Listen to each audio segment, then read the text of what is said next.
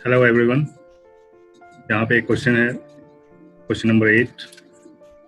इसमें geometric progression दिया हुआ है। ठीक है, अगर आप इसको देखेंगे तो ये ज्योमेट्रिक प्रोग्रेशन है। ठीक है, जिसको बोलते हैं हम जीपी। ठीक है, एक होता है एपी, एक होता है जीपी। ठीक है, एपी होता है अर्थमेटिक प्रोग्रेशन, जीपी होता है ज्योमेट्रिक प्रोग्रेशन।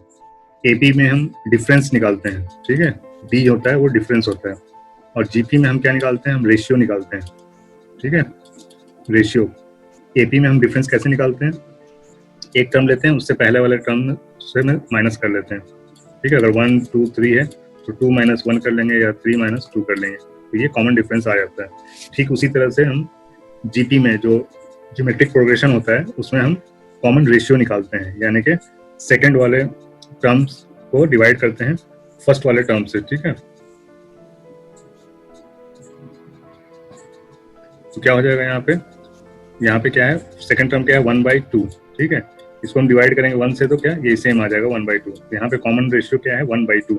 किसी दूसरे को भी आप करके देख सकते हैं। ये थर्ड टर्म है 1/4। ठीक है, इसको अगर हम डिवाइड करेंगे 1/2 से तो क्या हो जाएगा? 1/4 इंटू 2/1। ठीक है, 2 2 ज़ा 4। यहाँ पे भी 1/2 आया, यानी इन दोनों के बीच का कॉमन रेशियो क्या है? 1/2। फिर इन दोनों के बीच का भी 1/2, इन दोनों के बीच का भी 1/2। तो कॉमन रेशियो को हम r से बताते हैं और ये हो जाएगा आपका 1/2। ठीक है, तो यहाँ पे आपको याद रखना है कॉमन रेशियो क्या है? 1/2।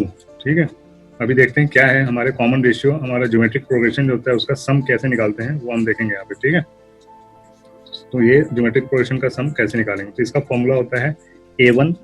इसका फॉर्मूला क्या होता है? a यानी कि first term multiply by 1 minus r to the power n।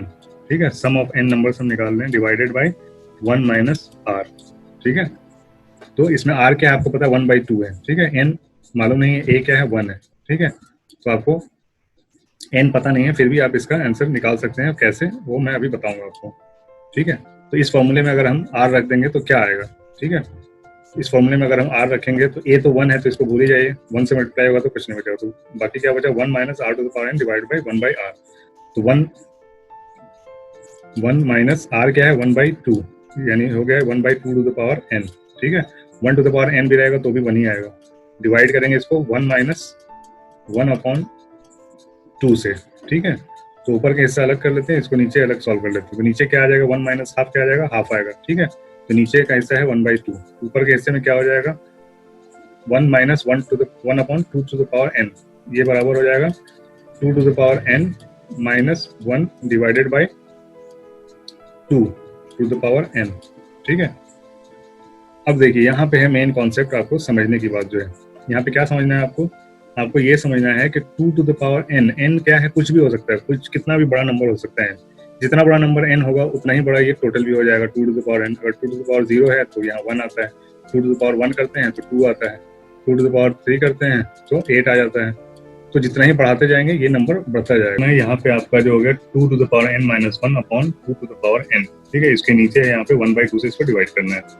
ठीक है, तो यहाँ पे ये देख सकते हैं आप कि ये जो 2 टू द पावर n है वो एक बहुत बड़ा नंबर है। मतलब 2 टू n कुछ भी हो सकता है, बहुत बड़ा नंबर हो सकता है, 1000 करोड़ 10 करोड़ कुछ भी हो सकता है। तो 2 टू द पावर जितना ही बढ़ता जाएगा, n टू द पावर जितना बढ़ेगा उतना ही ये पूरा वैल्यू बढ़ेगा।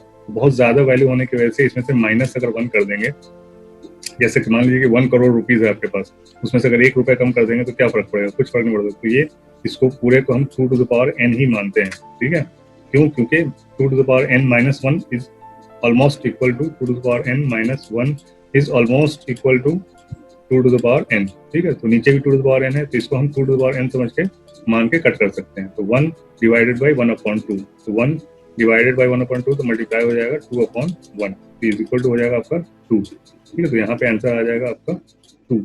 ठीक है, उम्मीद करता हूँ कि बात आपको समझ में आ रही। कॉन्सेप्ट एक ही था यहाँ पे कि 2 to the power n minus 1 is almost equal to 2 to the power n। तभी ये दोनों आपस में कट जाते हैं और 1 बचता है। 1 डिवाइडेड बाई 1/2, ये नीचे जो था ये वाला। ठीक है, तो इससे इसका आंसर आ जाएगा 2। उम्मीद करता हूँ समझ में आ गया होगा आपको। चलिए मिलते हैं नेक्स्ट वीडियो में। Have a nice day, good bye.